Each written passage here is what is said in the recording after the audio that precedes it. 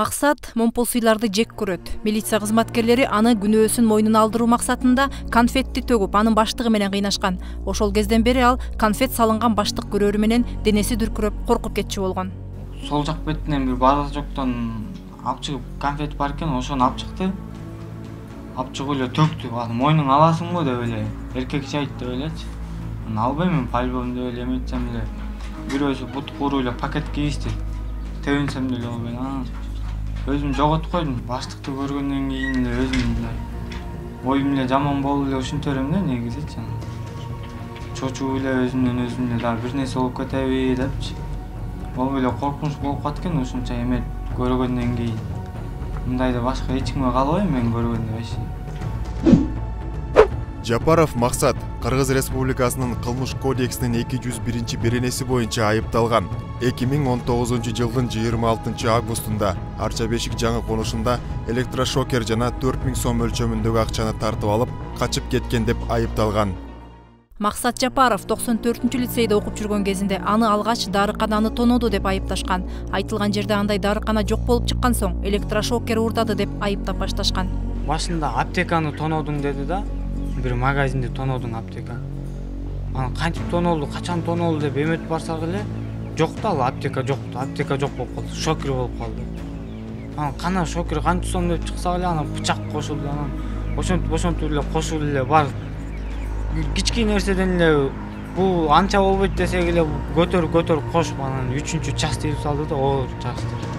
Илип салып камап бычак көтөргөн баланы свидетель кылып койду да, мындайча айтканда. Акча берип ал эметти да. Акча берип эметсе свидетель кылып койду. Жанында жүргөн баланы ал жөн эле эме кылып койду да. Көрсөтмө берет. Жанында жүргөн деп эле. Бирок ал күнү мен жок болчумун да. Жөн эле мойнума илип, аргасы нерсени эметишип эле кыйнап эле тияктан. Жасабаган күнөөнү мойнуна коюу үчүн тергөөчүлөр катуу аракет кылган. Жапаровдун үйүн айланчыктап, ар кандай далилдерди табууга аракеттенишкен. Адвокаттар айтты, бала эме поставь кылат, абайла кылат депчи.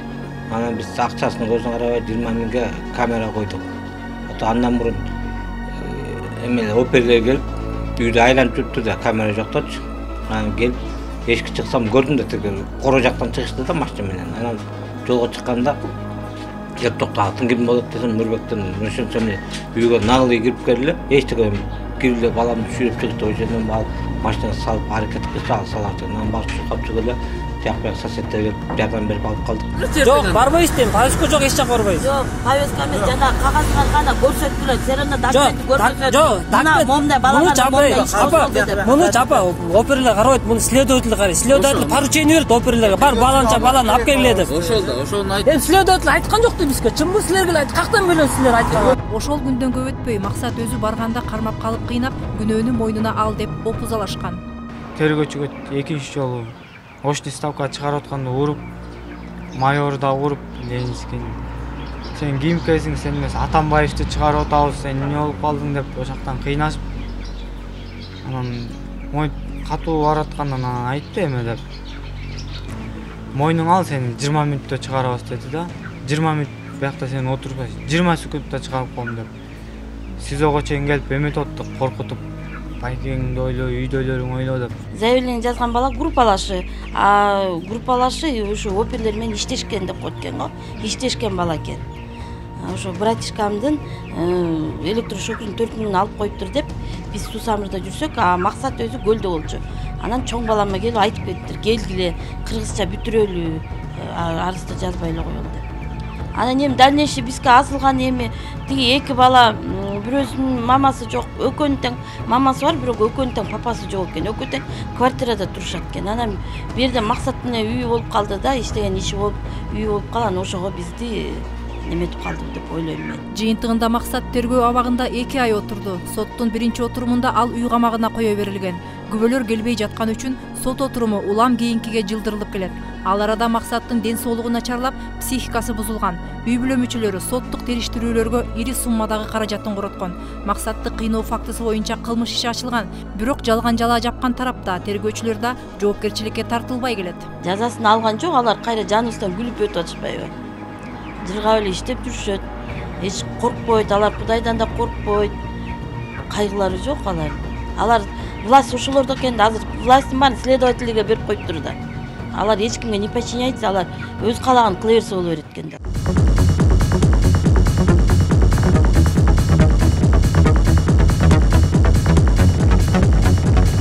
Сокулук районунун дагы бир тургуну Александр Тимонов уулу бейгүнөө жерден адам өлтүрүүгө айыптап соттолуп чыкканы менен келише албай келет. 2010 жылдын 18 ноябрында анын уулуна Рысбек Бабашалин аттуу адамды өлтүрдү деп айыптагып камакка алышкан. Его обвинили в убийстве. Менин уулумду адам өлтүрүүгө айыптады. Бабашалин Рысбек деген адамды өлтүргөн эмес. Ошол кезде менин уулум бир кыз менен сүйлөшүп жүргөн. Ага чейин ал кыз Бабашалин менен жолугуп жүрүп, ал кызды зордуктап койгон эмес. Менин уулум аны билип кабар алганы барган эмес. Алар мушташып кетишиптир. Күбөлөрдү да жалган көрсөтмө берүүгө мажбурлашкан. Себеби бардык материалдарда ар түрдүү маалыматтарды беришкени көрүнүп турат.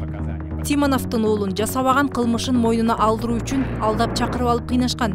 Кирери менен дароо телефонун тартып алып, уур тепкиге алып башташкан. Тергөөчүлөрдүн мындай мыйзамсыз аракетине апасы капысынан барып калып күбө болгонун айтат. Приехали туда в РОВД.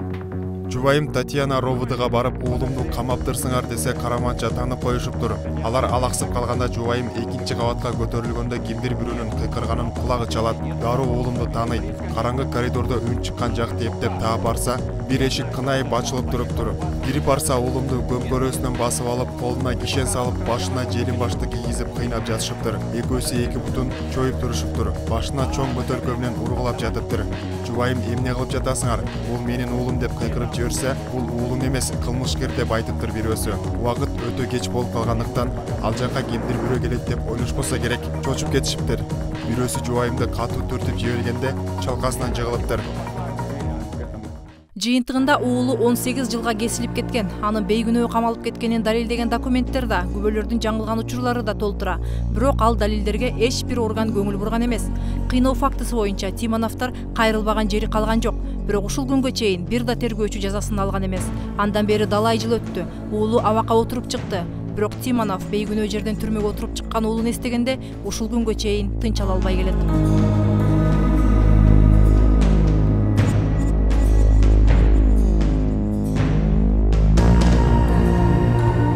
Александр Тимонов буга чейин да укук коргоо органдарынын кызматкерлеринин акыйкатсыздыгына күбө болгон.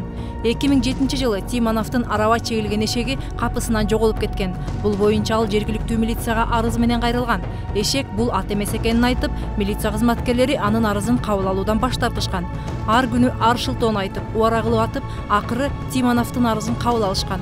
Бирок көп өтпөй эшеги уурдалган жерден арабасынын жибин үзүп качып келиптир. Андыктан Александр Тимонов эми 5000 сомдук арабасын таап берүүнү талап кылып арыз таштаган. Ошол бойдон ал арызын унутуп бараткан эле. Все равно доказывать поедем, что, как говорится, за брата, что за сына. 4 жылдан кийин гана 2011 жылы Тимоновго сот аткаруучулардан кагаз келген. Анда Тимонов кимдир бирөө менен соттошуп атканы жана ага 2,5 миң сом карыз экени жазылган. Я голову сломал, ни с кем не судился, нигде ничего, никого, ну не знаю такого, нигде ничего. Мен таң калдым. Эч ким менен соттошкон эмесмин.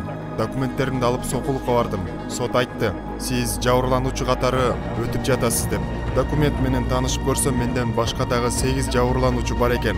Мен болсо ошол эшекти урдоо фактысы боюнча жабырлануучу экенмин. Документтерди карасам, менин өзүм жазган арыздан башка документтердин баарында менин жасалма колум турат. Алар күбөлөндүрмө өткөргөн имиш. Мен өз эшегимди тааныган имишмин. 3 эшектин ичинен өз эшегимди тааныптырмын. Менин атымдан түшүнүк кат жазышыптыр.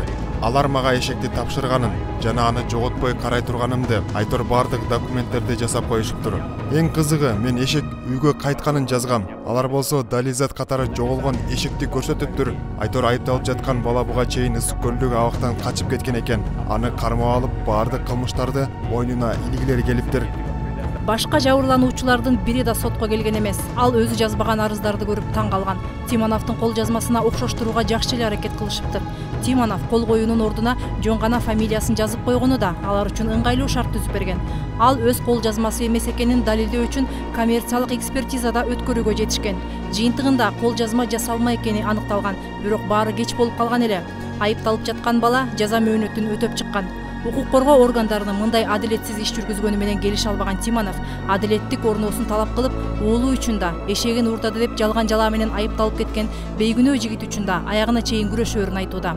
Ал катышкан окуяларда орган кызматкерлеринин адилетсиздиги, кыйноолор да, жасалма документтерди өзү каалагандай калчаганы да баары бар.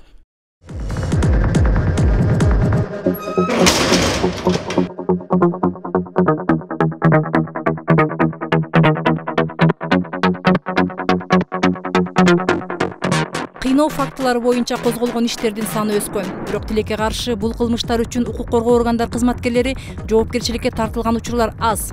2019-жылы прокуратурада кылмыштардын бирдиктүү реестрине кыйноолор боюнча 366 арыз катталган. Бирок болгону 14 кызматкерге карата 11 кылмыш козголгон. Ал эми кыйноодон жабыркагандар үчүн бул окуялар өмүр бою эсинен кеткис болуп калат. Айрымдары ден соолугунан ажырап, психикалык оор травма алышат. Кеберки учурда кыйноолор болгон адамдар психикасы ушунчалык жабыркап жаракат алгандыктан кеберкилери чымкоргонго даже жатып калган учурлары болгон да. Мисалы бир жигит болгон, ал бизге кыйноолор боюнча реабилитацияга катышкан, ал деген ошол жанында отурган, жанакы абакта отурган бир случайды өзү айтып берген да. Биздин жаныбызда бала ушинтип аябай мен күнөм жок эле бул жерге камалдым деп аябай жаман болуп, жанакы психикалык травманын симптомдорун баарын айтып берип, деги жигит айтканда ошо бойдон ал баланы Чымкоргонго алып кетишти дейт. Голос свободы коомдук фондуна укук коргоо орган кызматкерлери тарабынан кыйноого кабылган адамдар абдан көп кайрылат. Алардын ар биринин окуясы жүрөктүн үшүн алат дешет. Алар кылмыш жоопкерчилигинен кутулуп чыккан күндө да эси көөнүнөн кеткис ошол күндөр өмүр бою көз алдынан кетпей, жан дүйнөсүн кыйнаарын айтып беришкен. Маалыматтарга, каражатка өзү статусун ачып чыккан. Бул мисалы бирөөсү Наргиз Ражабова деген. Анын эгер кейсин карасаңар, абдан мындай ошо кыйноолорго душар болуп аткан учурда ал деген жанакы бөтөлкө менен даже зомбулук кылышкан үчүн ичиндеги жанакы алдейлерин жоготуп алган да, выкидыш болуп. Ошол случай абдан биз үчүн баарыбызга мындай эң оор болуп чыккан. Анткени чын эле эгиз балдар экен, ошол балдарын жоготкон да.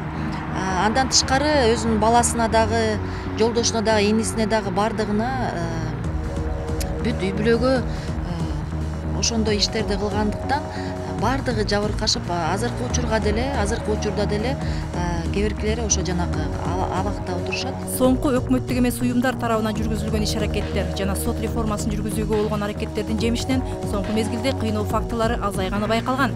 Бирок таптакыр жоюлуп кеткен жок. Андыктан бул багытта жасала турган иштер алдыда. Учурда өлкөдө кыйноолорго каршы күрөшүүнүн 1 айлыгы өтүп жатат. 26-июнга чейин өлкөдө ар кандай иш-чаралар, маалыматтык кампаниялар жүрүүдө.